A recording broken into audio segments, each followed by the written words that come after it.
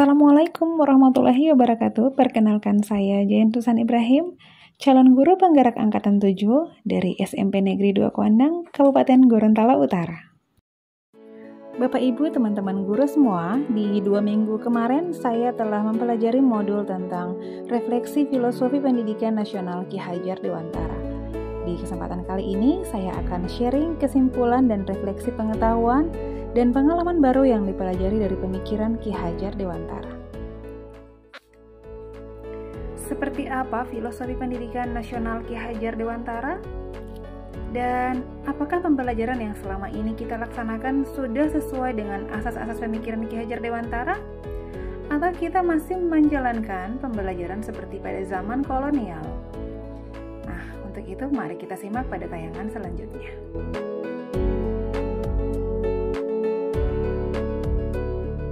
Bapak Ibu, teman-teman guru semua, sebagai seorang guru di sekolah, kita menilai diri kita sebagai seorang pengajar atau seorang pendidik. Menurut Ki Hajar Dewantara, pengajaran adalah bagian dari pendidikan. Pengajaran merupakan proses pendidikan dalam memberi ilmu berfaedah untuk kecakapan hidup anak secara lahir dan batin. Sedangkan pendidikan adalah memberikan tuntunan terhadap segala kekuatan kodrat yang dimiliki anak agar ia mampu mencapai keselamatan dan kebahagiaan yang setinggi-tingginya. Ini berarti kedua hal ini merupakan satu kesatuan yang tidak bisa dipisahkan dalam pendidikan di sekolah.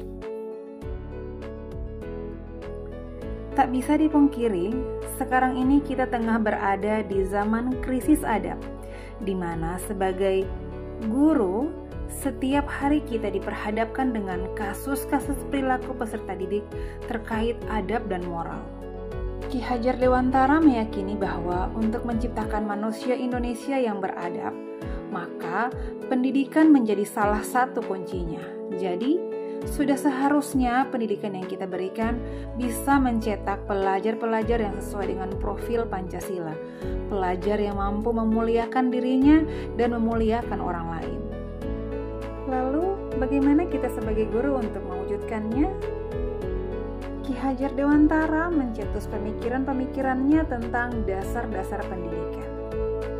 Pendidikan itu menuntun laku dan pertumbuhan kodrat anak. Ki Hajar Dewantara mengibaratkan pendidik adalah seorang petani dan anak adalah bulir-bulir jagung yang ditanam. Tugasnya petani adalah bagaimana dia bisa menuntun tumbuhnya jagung secara optimal, bukan merubah jagung menjadi tanaman padi. Yang kedua adalah kodrat alam dan kodrat zaman. Ki Hajar Dewantara menegaskan bahwa untuk bisa mendidik anak dengan cara yang sesuai dengan tuntutan alam dan zamannya sendiri, pendidik harus bisa menyesuaikan cara belajar maupun interaksi antara zaman dulu dan zaman sekarang. Yang ketiga adalah budi pekerti. Budi pekerti merupakan perpaduan antara gerak, pikiran, dan perasaan dan kemauan yang menimbulkan semangat atau tenaga, yakni cipta, rasa, karsa, dan karya. Yang keempat adalah bermain. Bermain merupakan kodrat anak, karena permainan juga merupakan pendidikan. Pendidik harus bisa mengintegrasikan pembelajaran dan permainan, yakni belajar sambil bermain atau bermain sambil belajar. Pemikiran Ki Hajar Dewantara di atas merupakan beberapa di antaranya yang harus kita sematkan dalam kehidupan dan kegiatan kita sebagai pendidik. Sesuai dengan semboyannya yaitu Ingarso Suntulodo, Ingmadio Mangunkarso, dan Tuturi Handayani. Di depan menjadi tauladan, di tengah menjadi motivasi, dan di belakang menjadi pendorong.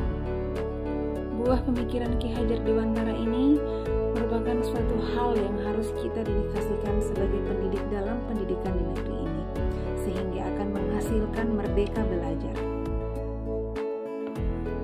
Berikut ini adalah refleksi pemikiran Ki Hajar Dewantara terhadap pembelajaran saya di kelas maupun di sekolah.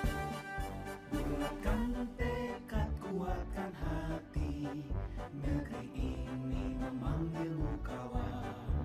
Belajar bergerak berbagi untuk negeri, guru penggerak majukan pendidikan.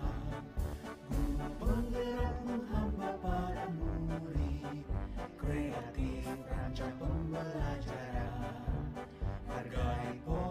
berfungsi tingkatkan prestasi, lahirkan profil pelajar Pancasila.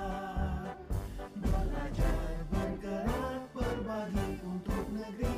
Terima kasih telah menonton. Salam Guru Penggerak, Guru Bergerak Indonesia Maju.